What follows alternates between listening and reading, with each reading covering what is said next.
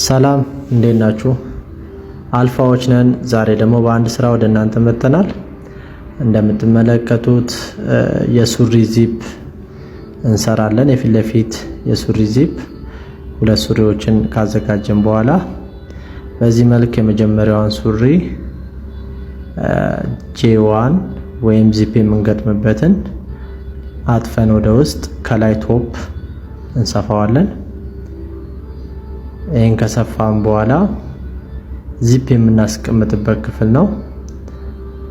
እንደምትመለከቱት እንገለብጠውና ዚፑን በተቃራኒ ነው የምናደርጋት። ዚፑን በፊት ለፊት ሳይሆን ደፍተን በተቃራኒ በኩል እንደዚህ እንደምንመለከተው ዚፑን ደፋታና በውስጥ በኩል ማለት ነው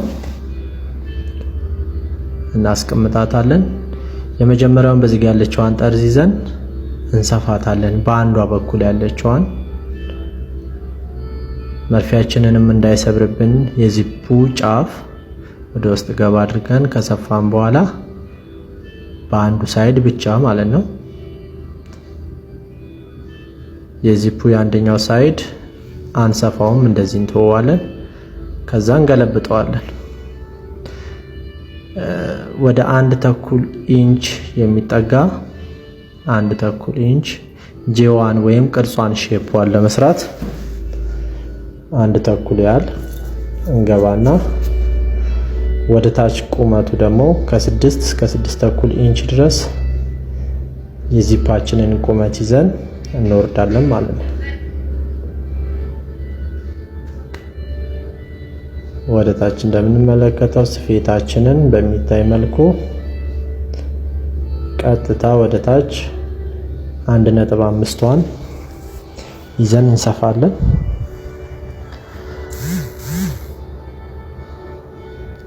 የጄ ቅርጿ እንድትመጣለን ሼፕዋን በዚህ መልክ እናዞራታለን።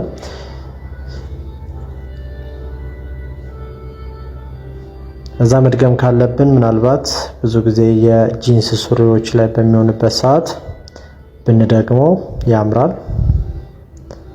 ጨርቅ ሱሪዎች ደግሞ በአንድ ሲንግል ስቲች አድርገን ነጠላ ስፌት ማለት ነው ብንሰፋው የተሻለ ነው።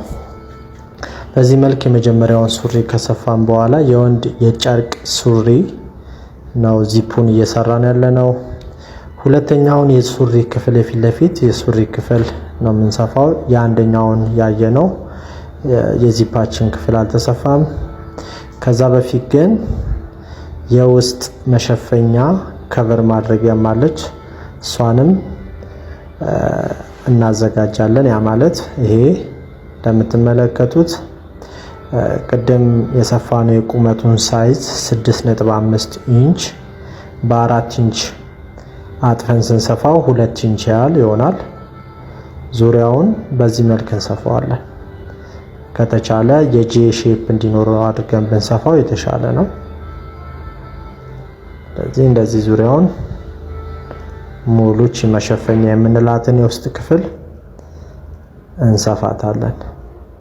ይህ ክፍል ለቁልፍ ቤትም ጭምር የሚያገለግለን ስለሆነ ውስጥ ላይ ሌላ ተጨማሪ ለቁልፍ ቤት ብለን የምንጨምረው የለም። እንዲህ ከሰፋን በኋላ ሙሉ ምናልባት ስንገለብጥ ቅርጿን እንዳይጠፋ በዚህ መልክ ጫፉን መቀንጨብም ካለብን እንቀነጭበዋለን። ከዛ እንገለብጣለን። በደንብ ቅርጹን ይዞ እንዲወጣ እንገለብጠዋለን።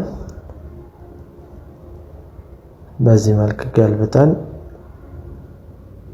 ከውስጥ ከዚፐራችን ከአንዱ ካልተሰፋው የሱሪያችን ክፍል የፊት ለፊት የሱሪያችን ክፍል ጋር አንድ ላይ እንሰፋዋለን። ቢቻል ይህንን በደንብ ካውያ ፕረስ ማድረግ በካውያ በደንብ አድርገን ካውያ ብናደርገው የተሻለ ነው። ይህንን ቅርጽ ይይዛል።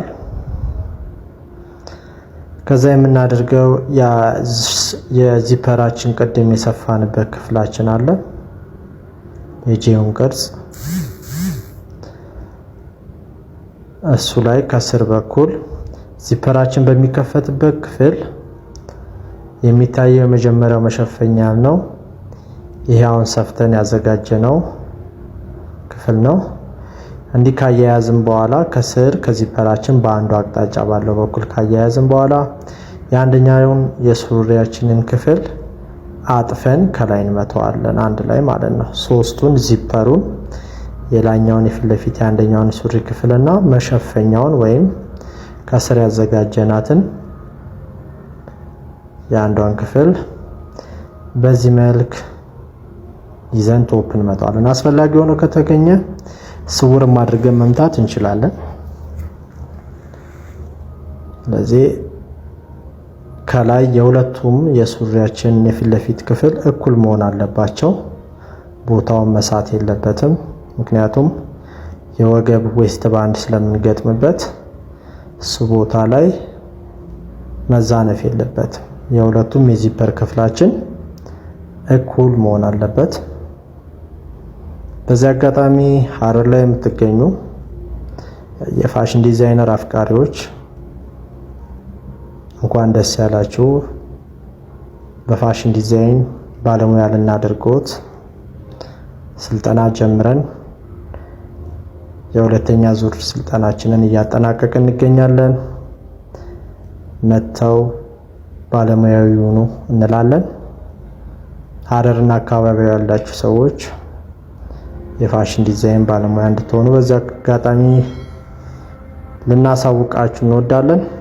በዚህ መልክ የሱሪያችንን ባትሌት ክፍል እንሰፋታለን ጫፍ ድረስ። ከዛ በኋላ የኋላውን ካዘጋጀን በኋላ የምንገጥምበት ነው ክፍል ነው ማለት ነው።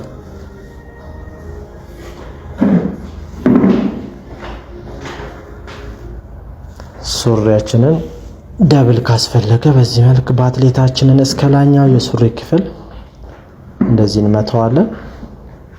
እንደምትመለከቱት የሚያምር ጄ ሼፕ ቅርጽ ያለው የፊት ለፊት የሱሪ የጨርቅ ሱሪ ማንኛውም ዚፖችን ጨርቅ ብቻ ሳይሆን ጂንስ ሱሪን በምንሰራበት ሰዓት በዚህ መልክ እናዘጋጃለን ማለት ነው። ስለዚህ ሱሪያችን እንደምትመለከቱት ሙሉ አርቋል። የፊት ለፊት የዚፕ ክፍል በዚህ መልክ ጨርሰናል።